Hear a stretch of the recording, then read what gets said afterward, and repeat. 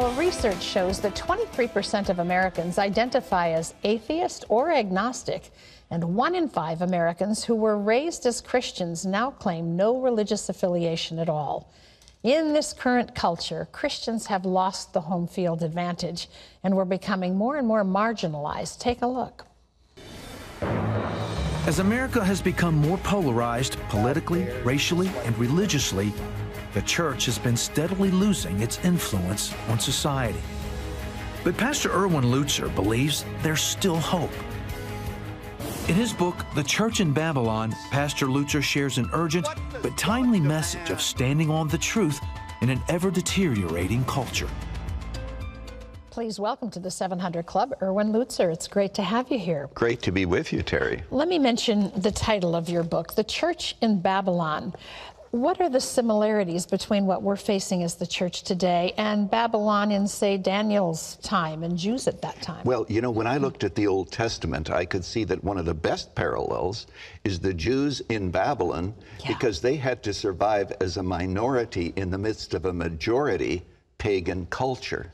And so God gives them instruction how to do that. But Terry, one of the most important things is for us to learn is they could accept part of the culture, Shadrach, Meshach, and Abednego, and Daniel actually become advisors to a wicked king. But there was a part of the culture they couldn't accept. Daniel, it was food, maybe because of the fact that it was not kosher. But here's the 3 men who are not willing to bow. And one of the greatest expressions of faith is when they say, "We know, O King, that our God can deliver us, and we believe he will. But if he doesn't, we will not swerve in our allegiance." And my burden is this: American Christians have to be willing to take the consequences of their belief. I wrote this book trying to show how we live in an age in which our light is perceived as darkness, and what faithfulness means in light of a culture where we are marginalized. And where right is wrong and wrong is right. It's very confusing to people. I mean, you have a chapter in here about immigration. Talk about that, because that's in the news every day. You know, Terry, here's the problem. I hear evangelicals saying things which, in my opinion, are quite foolish. I wrote the chapter, first of all, to show what immigration means to Muslims. It's actually a form of jihad, for the radicals at least. But the real reason I quoted it, I wrote it, is because you have evangelicals saying, well, the gospel is for everybody, so our country should be for everybody. And I distinguish between the role of the state and the role of the church. The symbol of the state in the New Testament is the sword. The symbol of the church is the cross. And if we don't keep those distinct, and you know, you have things like, well, Jesus was an immigrant, you know, his parents went down into Egypt. Fine, well, we don't know that they broke any laws, for one thing. And foreigners were welcomed in Israel. Yes, that's right, but they were proselytes. They became part of the culture and the religion. It has nothing to do with America.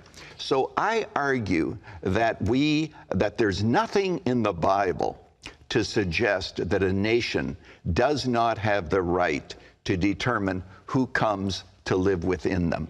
Now, obviously, if a state can be compassionate, it should be. But you cannot run a state on compassion.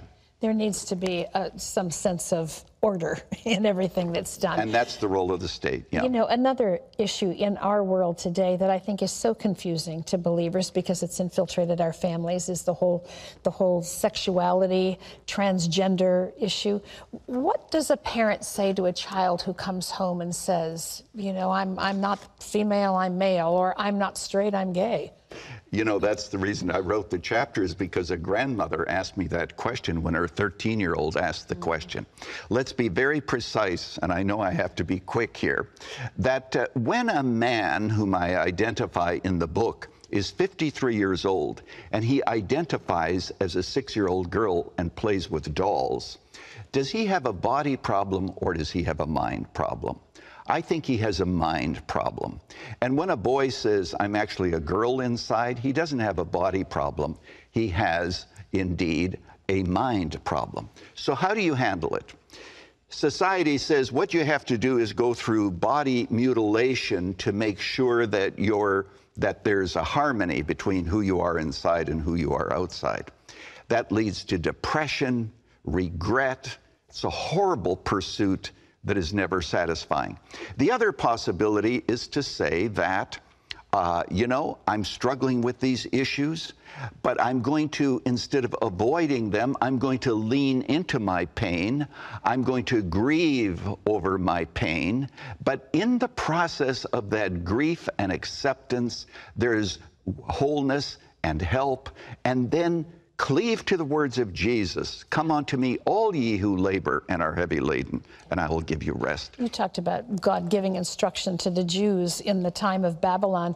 Well, the instruction book we have today before us, but I wonder, is the church prepared to stand up and to live out who we are supposed to be in the day that we live in? I'm concerned about the church today because we are being shamed into silence. Yes. And my great desire is that churches will be able to face the culture with courage. We are not called to be successful. We are called to be faithful in a culture that has lost its way and a whole new sense of dependence upon God. And if we're willing to be out there, I was just asked a moment ago on social media, what does the average Christian do today? Witness to your faith. Give your co-workers a book on the gospel and say, we're going to have lunch together next week and let's talk about it. And don't even if you are mocked for your faith, accept that as part of the cross that Jesus has given us. It's an exciting day to be alive if we pick up the cross and take it into the world. Engage, right? Yeah. Well, the book is called The Church in Babylon. There's also a DVD. It's available where books are sold. If you'd like to hear more from Erwin Lutzer, check out our Facebook page. Just go to facebook.com/700 Club, a book well worth reading. Thank you so much. Great to have you here. God bless.